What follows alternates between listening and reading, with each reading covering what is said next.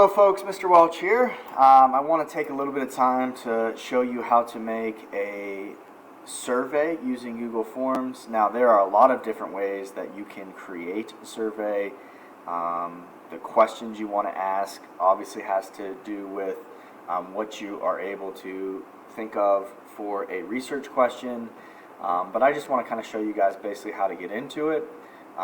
Google Forms is what we're going to be using, so if you go to your home page using your school Gmail, you're going to click into Forms.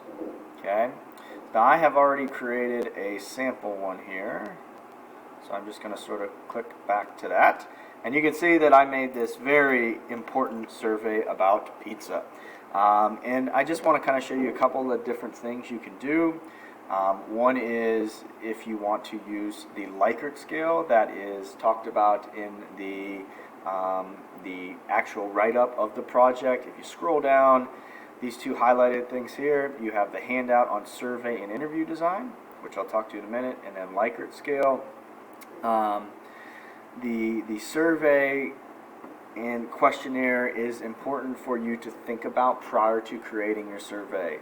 I'm not going to spend time necessarily for this going over that, but it has a lot of information that you want to kind of consider so that you can get the best results possible. So I'm going to sort of let that speak for itself, and you can take the time to read through that.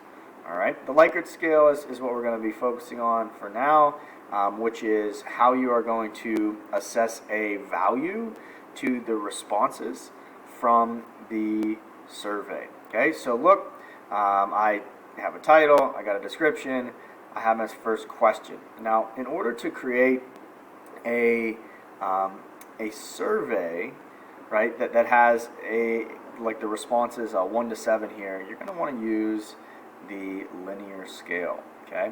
Now, if you'll notice, I have 1 to 7. The default is 1 to 5.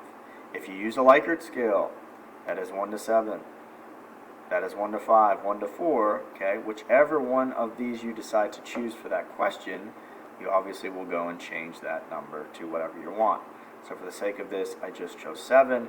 You'll notice that it gives you an option to label 1 to 7, right? So 1 being very untrue to me, 7 being very true to me. I would have put that right there, and then you can have my prompt that I am giving the respondents to look at. As we continue, right, you're going to want to include demographic information so that you can analyze the results.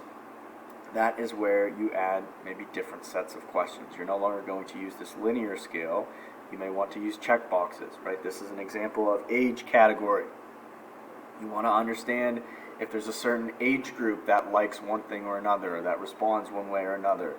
Okay, so then you would include those categories, and then if you're also looking for political affiliation, you can include that. Again, this is really just to show you guys how to use form.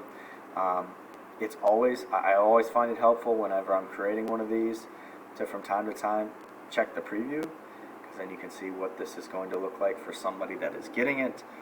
Sometimes when you're looking at this, it's hard to really get a grasp on sort of the view, but in a nutshell, that is how to create a survey using Google